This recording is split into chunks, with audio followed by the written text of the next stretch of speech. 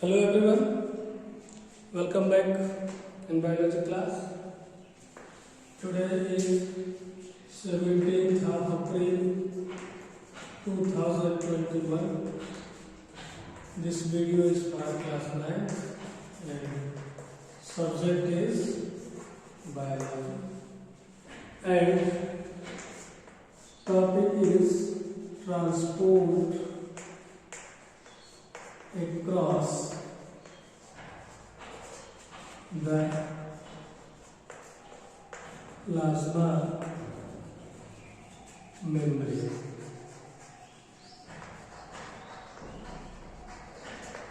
Dear students, in order to live a healthy life, there is a necessity to supply the useful materials inside of the cell and waste material to be removed from the cell. Plasma membrane is a selectively permeable membrane, and this property of plasma membrane regulates the continuous supply of useful material inside the cell and removal of waste and harmful materials outside of the cell. Everyone, whether the organism is unicellular or multicellular, they all require some kind of special materials in order to sustain the healthy life. The selective permeability of plasma membrane has several advantages, like it ensures the supply of useful materials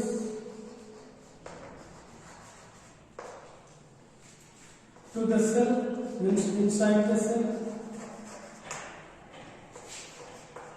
Metabolic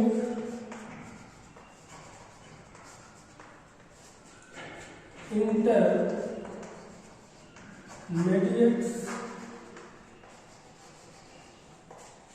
remains in the cell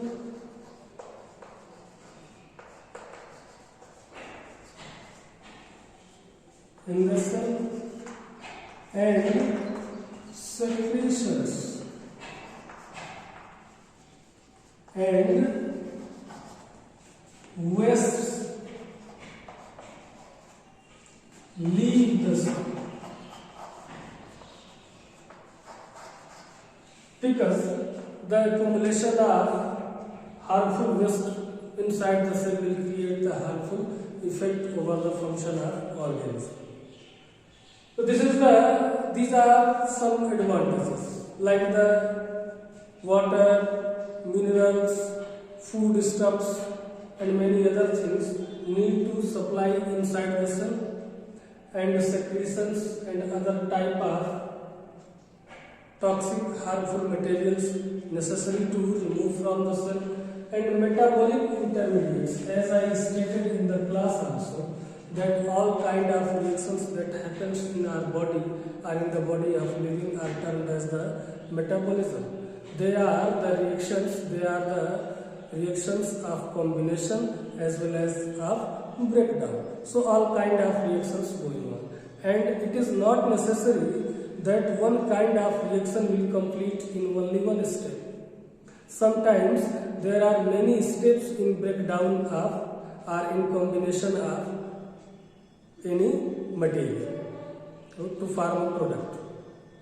I want to say that there are many steps in formation of a complex compound, okay, and sometimes there are many steps to break down of a complex compound into its simpler form. So the middle stage, that is the intermediate stage, if it will remove from the cell, then the function will remain incomplete. So it is necessary that metabolic intermediates remains in the cell so that the next step of the reaction will be completed. and this happens because of the selective permeability of plasma membrane. Now let's talk what are the methods how the materials are transported inside or outside the plasma membrane. Dear students, there are three methods to transport the materials. They are the passive transport,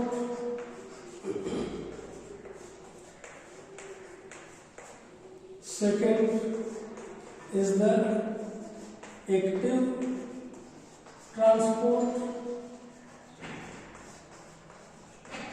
and third is the bulk transport. Three kind of transport. Okay. Passive transport, there is no requirement of energy, and if energy will not require, the process will be very slow. The passive transport is a method of slow transport of materials because it happens without involvement of energy. Active transport is a fast method of transport because it involves energy. And bulk transport is a method of transport in which the materials are transported in large quantity in and out of the plasma membrane. Okay, we will study this later. Let's begin with the passive transport. The passive transport is of two types. One is called diffusion and second is called osmosis. Diffusion is the transport of generally solute materials in solvent, even distribution of solute in solvent to attain the equilibrium of concentration is diffusion. Okay? Spreading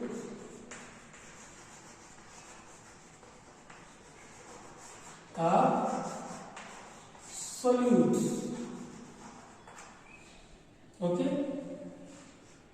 In evenly, solutes evenly in solvent. And how? From its higher concentration. Whose higher concentration? Solutes. Higher concentration to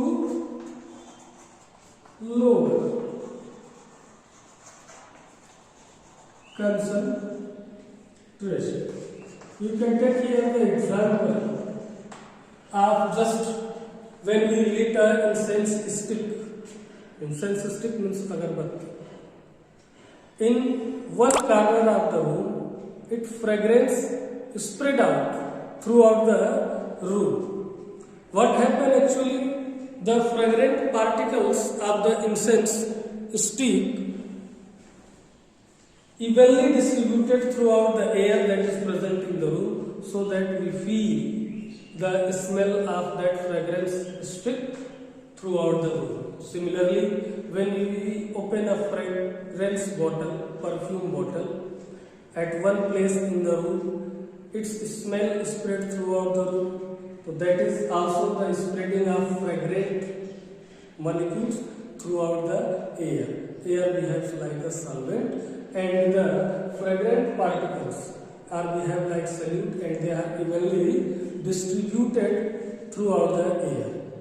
This diffusion is based on the kinetic energy of the molecules, and they can take place in presence or absence of a barrier or a membrane. Means diffusion can take place in both conditions, whether the membrane is present or absent. You can take some other examples also.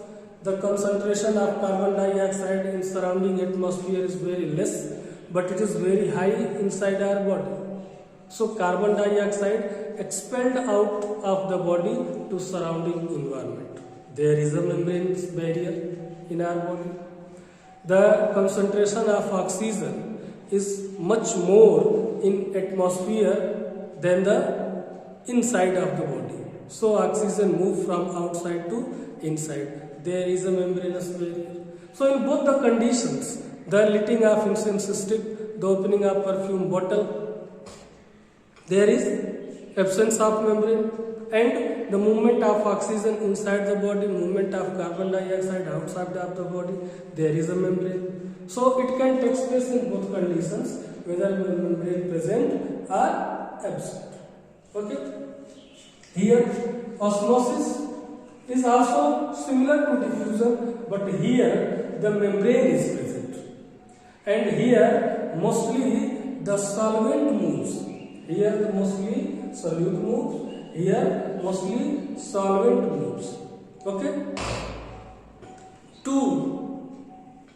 Solutions of different concentration if separated by a membranous barrier, the solvent will move from its higher concentration to lower concentration. Okay. Just like you can take the example of, if you soak the gram chana in water throughout the night, the water from outside move inside the gram, and gram will increase its size, it swell up. So water is a solvent and it moves from outside to inside, because outside of the gram the concentration of water is more and the solute are less in surrounding atmosphere, surrounding environment. So solvent move from its higher concentration, means from outside, to its lower concentration, means inside of the ground. It is of 2 types. You can see here, osmosis and second osmosis.